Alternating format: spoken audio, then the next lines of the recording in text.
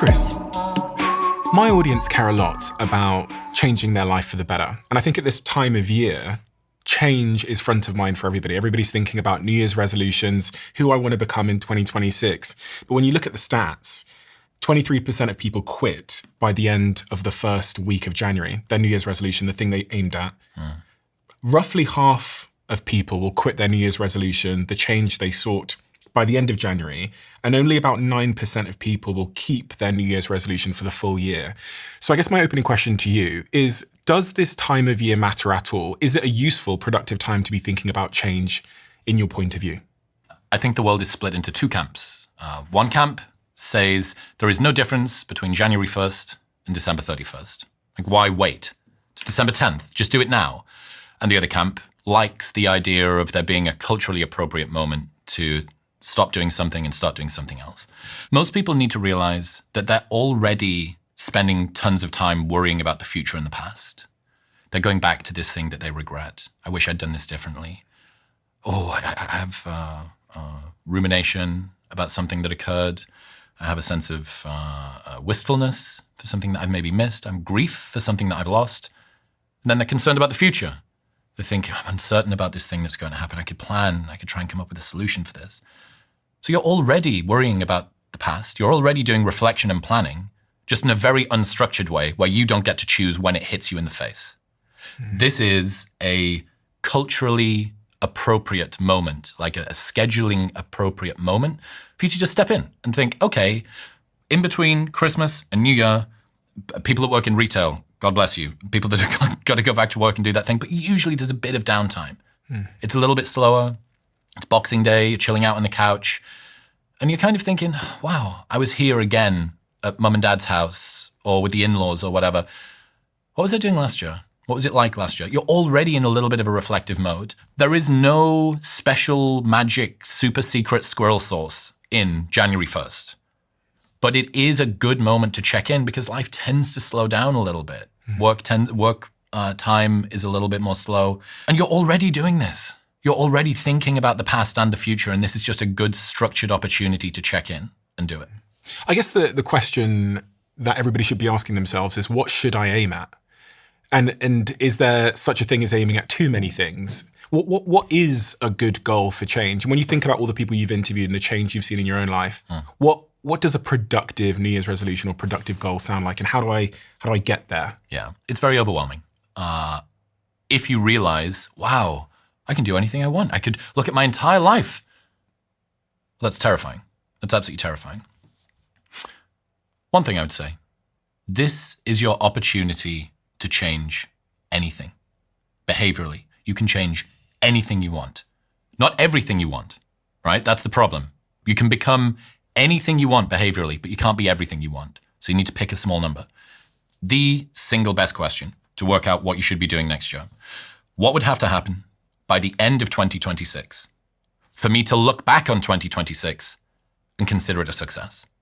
I think that really helps to just give you a bit more perspective. And it usually comes down to only a few things. You don't usually have so much in your mind when you do that.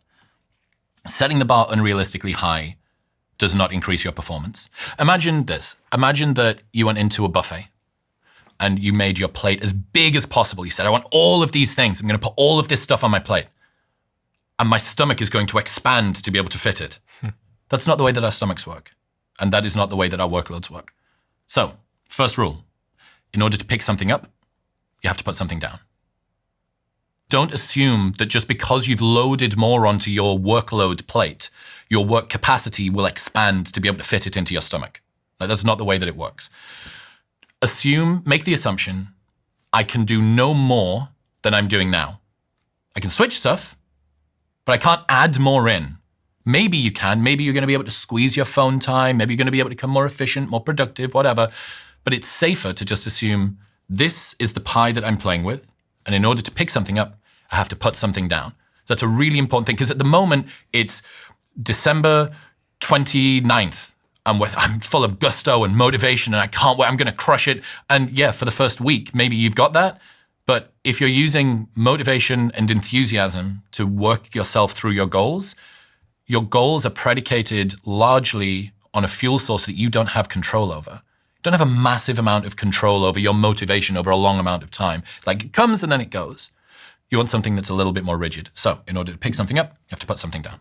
I think that's a really important point because when we think about the goals we'll start setting at this time of the year, all of them are asking for more time or more energy. Like pretty much all of them ask for, I want to start running, I want to start going to the gym. Whereas, as you say, that means I'm going to have to take something off the plate. Yep. And we don't think about subtraction at this time of the year typically. We don't think I'm going to spend less time with my friends. I'm going to cut out Netflix. We think of addition. Mm-hmm.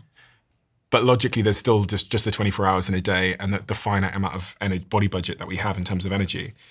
So are you saying that I have to create both an addition and subtraction list and make sure that they equal out, they net out to zero? That would be optimal. I think one question that you really should be asking yourself, let's go through a bunch of uncomfortable questions people can ask themselves. That could be cool. Okay. How would I spend my day if I wanted to make 85-year-old me as miserable as possible? What is it that I did over the last year that made me right now feel this constriction? Okay. I don't like my relationship with my phone. I spend a lot of time on my phone. I don't like how my mornings aren't very productive. I've noticed that when I'm with my friends, I'm not very present. I've noticed that I spend a lot of time on my own. I tend to isolate when things get difficult. I've noticed that I've got into the habit of not telling the truth when people ask me a question. I've noticed that I've got into the habit of not advocating for my needs when I should do. I don't hold my boundaries sufficiently well. Like, this is why the reflection part's really important. So, what would I do to make 85-year-old me as miserable as possible? How would I spend my day? And in what ways am I already doing that? Well, a lot of those are going to cross over. That Venn diagram is not going to be as far apart as you might think it is. I've heard you ask the question before about if someone was watching this and it was a movie. Yeah, so I mean, this question is so fantastic. If your life was a movie and the audience were watching up to this point, what would they be screaming at the screen, telling you to do with your life? They would be, it is obvious, leave the relationship, the job is not working for you, the killer's hiding in the cupboard. What would the audience be screaming at the screen, telling you to do with your life? So you've asked 3 questions, and I'm going to ask you those 3 questions. Okay. So the first question you asked was about what would have to happen at the end of next year to look back and consider this year a success? Mm-hmm. So for you personally, I want to spend more time thinking about ideas and less time caught up doing admin. Admin is a drain on me. I don't enjoy emails. I don't enjoy the operations of that sort of stuff. Spend time making? Or yeah, I want to be in maker mode, not manager mode. Okay. Would be a way to put it.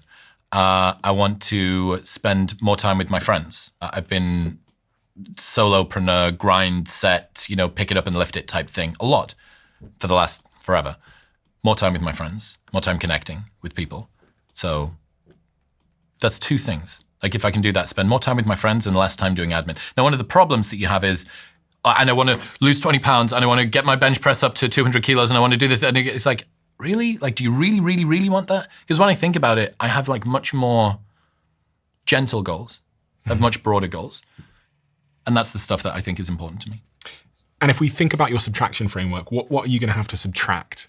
Well, what's interesting about those is that actually those aren't necessarily additions. The friends thing is an addition, but the executive functioning thing, the admin burden, is not.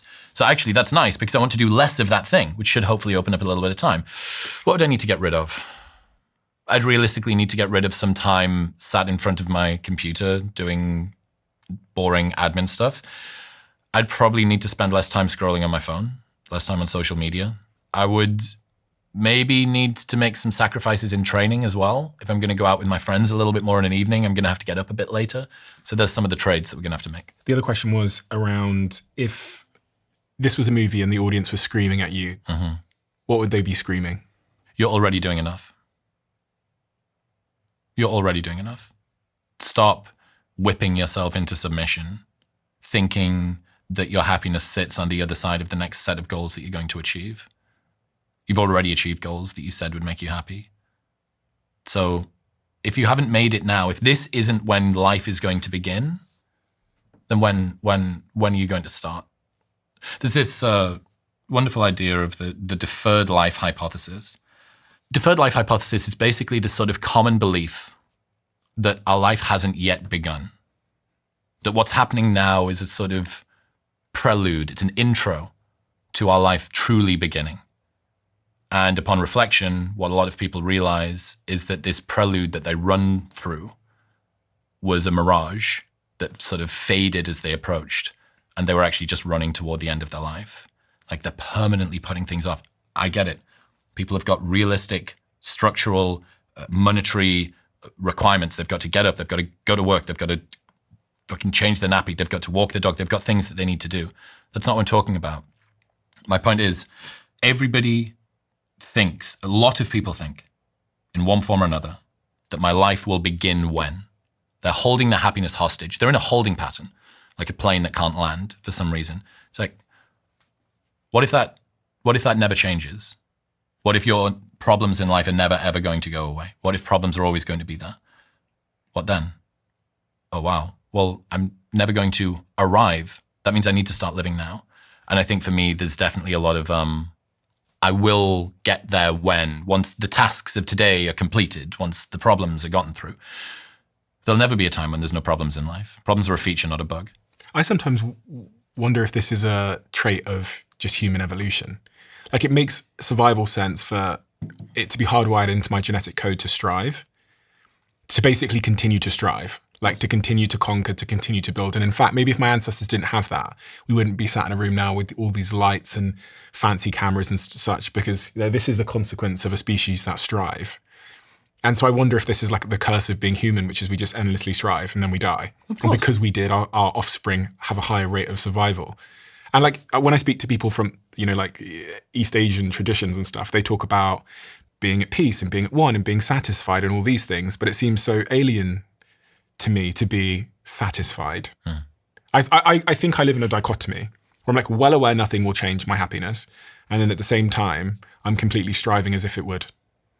Well, of course, that's the human condition. We habituate in both directions. So if your ancestors had been satisfied when they got to a cave, when their family grew and they needed a bigger cave, when what? You don't just go and find one bush, you find a ton of bushes and then you expand and that gives you additional security. But unfortunately in the modern world, that causes us with an infinite amount of things that we can do and can chase after. We sacrifice the important for the urgent. The urgent's always in front of us. The email, the next meeting. Yeah. And this is, again, why should anybody care about doing an annual review? Or should anybody care about the new year? Well, you're busy living your life for almost the entirety of the year. And this is one moment where the urgent can just take a tiny bit of a backseat and the important can come through. Who have I been over the last year? What do I want from next year? Every single year is a chapter of your life. The next year, it's chapter 38 for me. What do I want that chapter to be about? Do you think there's a single change you could make to your life that would yield the greatest return on happiness? Like if you could go into your own hardware and rewrite the code a little bit. I think less striving would actually make me happier. I think that a lot of striving and a desire for success comes from a sense of insufficiency. Like if only the world recognized my brilliance, then I will be validated. And it takes a long time to realize that you don't fix internal voids with external accolades. And the problem with that is it's an unteachable lesson. You try and tell people that money won't fix your happiness problem or fame won't fix your self-worth problem. You should see your parents more. Time in a hammock is never wasted. You don't love that pretty girl, she's just hot and difficult to get. Like all of these things are only lessons that you can learn once you've got there. And people who haven't yet gotten there think, well, that's easy for you to say. And then when they arrive, for some reason, they seem to evangelize the same insights, like somebody that's just gone through religious revelation. So either one of two things is true. People who achieve a thing are lying about the fact that that thing didn't fix their problems, their internal void with external accolades, because of they're part of some cartel that's trying to pull the ladder up after they've just gotten in. Yeah. Or it's the truth. But it's an unteachable lesson. You will not understand that thing outside won't fix your internal void until you get there. And I actually think, it's a Naval quote, it's far easier to achieve our material desires than to renounce them.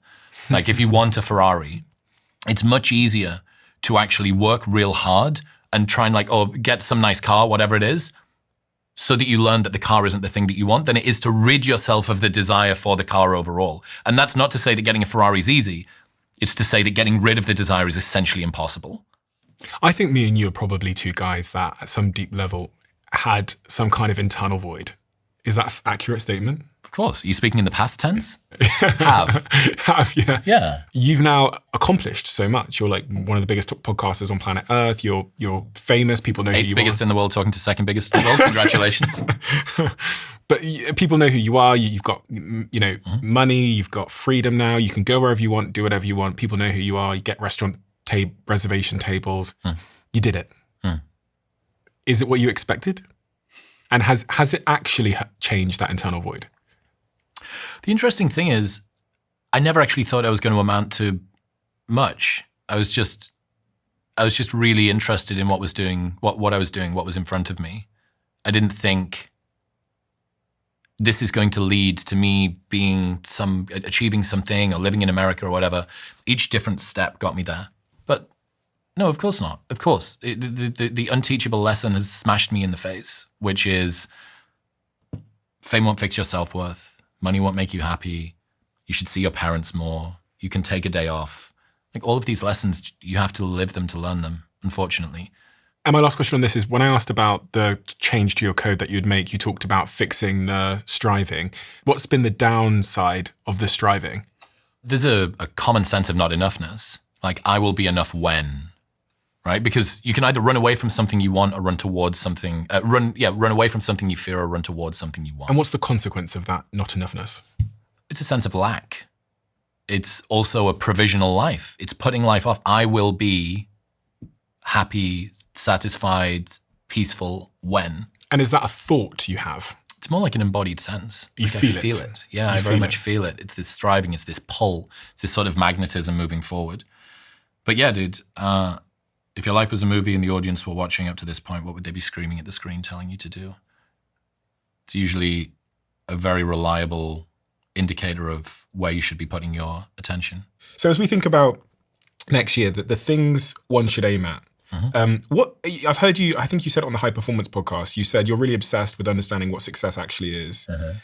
So I also, just before we go into the more practical things, if someone sat at home, and I know people come up to you on your tours and ask you questions like this a lot, if they're sat at home trying to figure out what success actually is for them, is there a framework or a principle or a method to figure out what it might mean for them? I've heard you talk about two ideas, which I love, which is the region beta paradox, but also the parable of the Mexican fisherman, which I think both stayed with me in a profound way. Yeah, so 3 things: success, region beta, Mexican fisherman. What success looks like for any individual person is going to be different. For you, knowing that you really want a family, there's people out there that are like, I'm not that fussed. I don't think that that's on the cards for me, and that's fine. Other people might really, really want to put the workload down and step off and go and do the dad or the mum thing. Unfortunately, you can't take somebody else's purpose or success. That's you can't wear it as a suit. It's a bad idea, right? Because it's going to not fit. And wonderful line, let go or be dragged. If something doesn't fit, eventually it's going to hurt wearing it. And that means if you're not careful with how you design what it is that you chase after, you can spend your entire life realizing that you climbed a huge fucking ladder, a very, very long ladder that was leaning up against the wrong wall. And you need to ensure that you don't do that. And this is why we need to just sit with ourselves, sit with a little bit of reflection. And that's why this time in between Christmas and New Year, I think, is a really wonderful time to do this. So how do you work out what it is that you want to do? The big picture goals are going to be hard for you to get to. But if you just think 1 year ahead, what do I want over the next 12 months? I think that usually helps you. And maybe you want to be in a relationship. I want to be in a committed relationship with someone who really loves me. Okay. Now we can start to talk about a plan to do that. But you need to have a little bit of silence. It's like a problem with permanently being busy stops you from being able to listen to fleeting thoughts that are in the back of your mind. And that quiet voice is usually the really powerful one. But there's a wonderful line, the answers you seek are in the silence you're avoiding.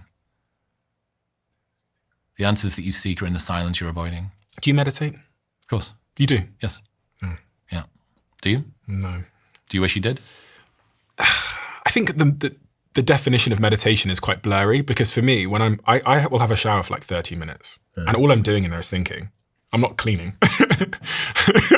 Like I'm clean after 5 minutes. I was going to say, it suggests that you come out of the shower not clean, but with great ideas. Yeah, exactly. Yeah. No, but I mean, you get clean in like 5 minutes, but then I spend the other 25 minutes because there's something about the water falling and the alone time that drops me into a spiral of thinking, which I think is my version of meditation. Then treadmills and the stepper at the gym. Treadmills are great. Yeah. My version of meditation. Shower thoughts are overrated. Toilet thoughts are underrated. The other thing that I love that you talk about is when we talk about metrics of success, you talk about observable metrics and hidden metrics of success. Yeah. So a lot of the time we'll trade